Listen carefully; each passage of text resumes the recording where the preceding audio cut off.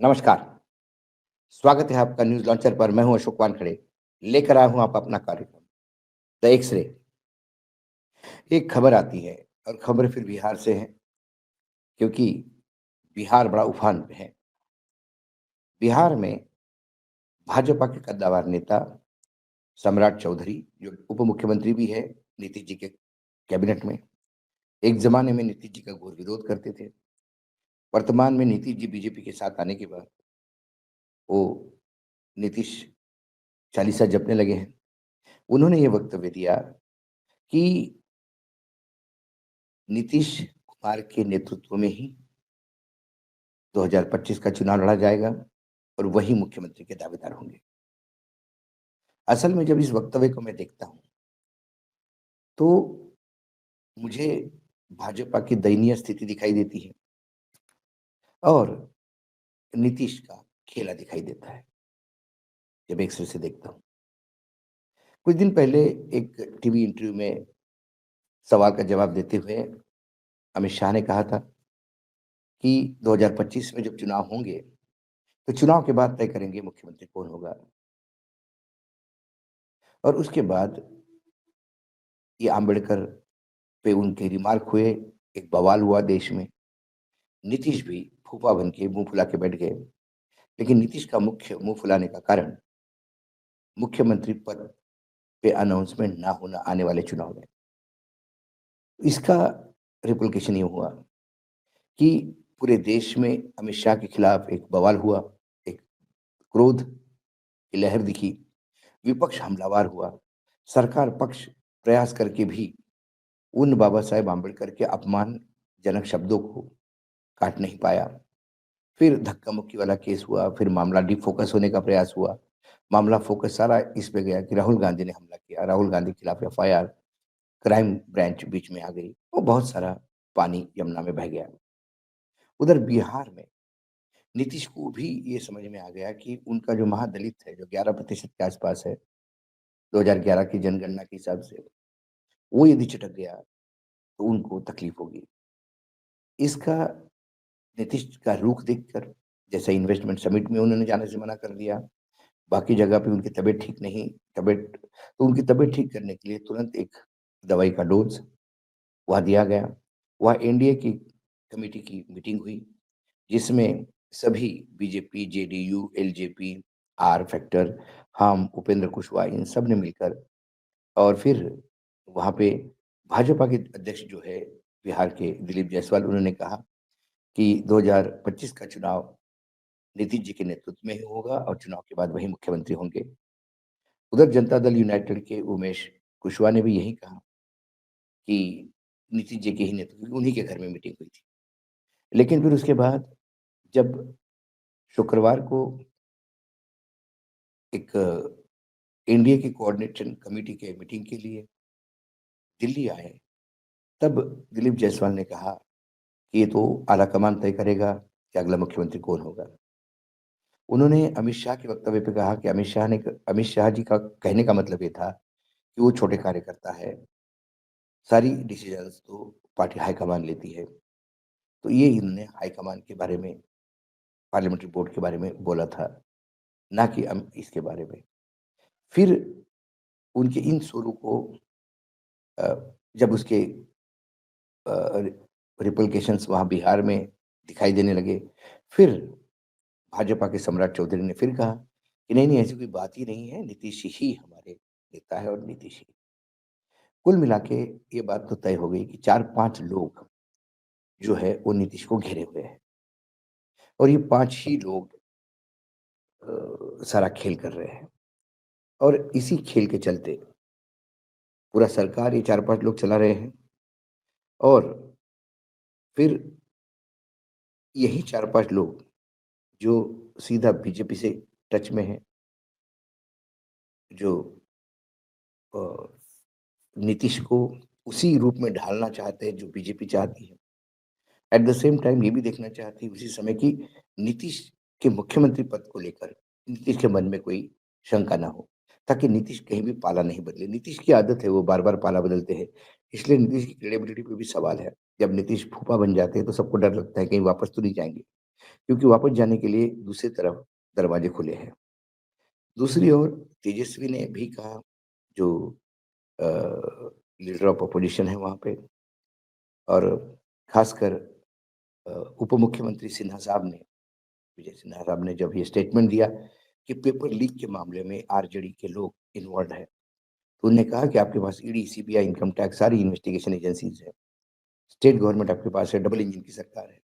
आप जांच करवा के उन तमाम लोग जो आरजेडी के भी होंगे तो उनको दोषी पाए तो आप उनको सजा दीजिए। मात्र स्टेटमेंट देके आप अपने कुकर्मों पे पर्दा मत डालिए। पटना के गर्दनी बाग में री एग्जाम की मांग लेकर पिछले 6 दिनों से बीपीएससी विद्यार्थी धरने पर बैठे हैं। इसी बीच नेता प्रतिपक्ष तेजस्वी यादव देर रात करीब 10 बजे कटिहार से सीधा धरना स्थल पर पहुंच गए। उन्होंने आधे घंटे तक अभ्यर्थियों से बात की। तेजस्वी ने अपने हाथों में परीक्षा को लेकर फिर परीक्षा करवाने की मांग का पोस्टर भी हाथ में लिया। उसके बाद कैडेट की समस्या सुनने के बाद उन्होंने कहा कि आप एक कदम चलेंगे तो तेजस्वी यादव 4 कदम चलेगा। बिहार में सब लोग मिलकर राजपाट चला रहे हैं, केवल मलाई खाने के लिए और सत्ता का सुख पाने के लिए सरकार में बने हुए हैं। जब मैं डिप्टी सीएम था तब पेपर लीक क्यों नहीं हुआ? 5 लाख लोगों को नौकरी कैसे मिली? अब कैसे पेपर लीक हो जाते हैं? इस सब के लिए बीपीएससी और सरकार जिम्मेदार है। आगे उन्होंने कहा कि मुख्यमंत्री नीतीश कुमार खुद होश में नहीं है, उनको पता भी नहीं है कि बिहार में क्या चल रहा है। तो उन्होंने भी वही आरोप लगाया जो मैं कह रहा था कि 4 लोग मिलकर पूरे बिहार चला रहे हैं, यही लोग मिलकर सब बर्बाद करने में लगे हुए हैं। सीबीआई वगैरह जांच एजेंसी आपके पास है, सरकार अपनी गलतियां छिपाने के लिए काम कर रही है और विपक्ष पे बिना वजह आरोप लगा रही है। पेपर लीक मामले में किसी भी बड़े अधिकारी पर अब तक कोई कार्रवाई क्यों नहीं की गई? छात्रों को इंसाफ मिलना चाहिए, सही तरीके से हर परीक्षा होनी चाहिए। बीपीएससी 70वीं पीटी परीक्षा पूरी तरह से रद्द होनी चाहिए। इसके पहले गुरुवार को भी बीपीएससी कैंडिडेट से वीडियो कॉल पर उन्होंने बात की थी और बार-बार ये कह रहा था कि विपक्ष पूर्ण रूप से हम आपके साथ हैं।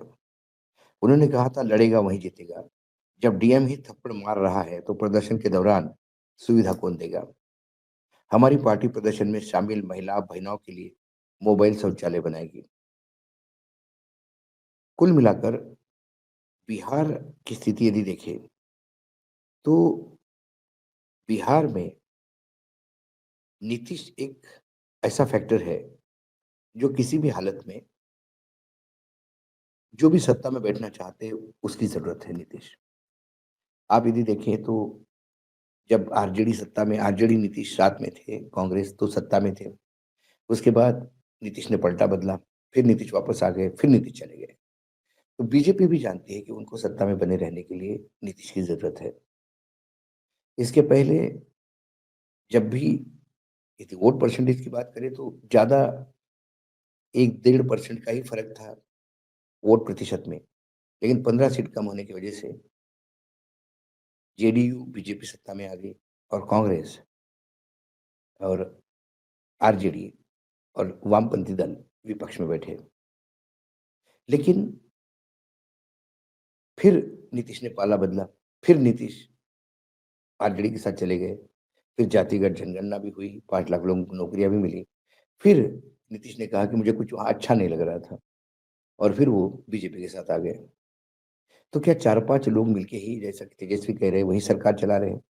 क्या रिटायर्ड अधिकारी और कुछ बीजेपी के स्लीपर सेल, जैसे कि आरोप लगता है जेडीयू में, वही सरकार चला रहे हैं और नीतीश को चला रहे हैं और नीतीश उन्हीं हिसाब से चल रहे हैं? यदि ऐसा ही चल रहा होगा तो फिर ये बात तय है कि फिर नीतीश बीजेपी के चुंगल से छूटने वाले नहीं है। वो प्रधानमंत्री के चुंगल में ही रहेंगे और यदि वो प्रधानमंत्री के चुंगल में रहते हैं तो फिर नीतीश को मुख्यमंत्री पद तो मिलेगा, लेकिन जेडीयू का वजूद बना रहेगा। जेडीयू जो बराबरी की पार्टी थी, वो पिछले चुनाव में 50-53 पे सिमट गई क्योंकि पासवान फैक्टर था। आज पासवान सत्ता में है। अगली बार, अगले 2025 में भले ही नीतीश मुख्यमंत्री का चेहरा होंगे, क्या नीतीश के जेडीयू के विधायक कितने होंगे या और कम होंगे, क्योंकि भाजपा टू पार्टी सिस्टम हर राज्य में चाहती है। अब एक बात तय हुई कि आरजेडी ये एक पार्टी है जिसके साथ कांग्रेस, वामपंथी दल रहेंगे, और दूसरी तरफ बीजेपी है। बीजेपी को, जेडीयू को यदि खत्म होती है, महाराष्ट्र में जैसा शिवसेना को वो खत्म करना चाहते थे, वैसे ही यदि जेडीयू समाप्त होती है तो आने वाले समय में बीजेपी आरजेडी ही होगी। नीतीश के बाद भी बड़े क्राइसिस है जेडीयू में, और नीतीश की तबीयत भी ठीक नहीं रहती। कुल मिलाकर जो मैं एक्सरे से देखता हूँ, तो 2025 में नीतीश और बीजेपी एक दूसरे की मजबूरी दिखती है। और कितने भी खेला होने की बात हो, लेकिन जिस हिसाब से 5-6 लोगों के बीच नीतीश जकड़ गए हैं, वो बीजेपी के साथ रहना करीब-करीब उनका फाइनल दिखाई देता है। एक्स-रे में आज इतना ही। कल फिर आता हूँ किसी विषय के साथ। तब तक के लिए नमस्कार। देखते रहिएगा न्यूज़ लॉन्चर।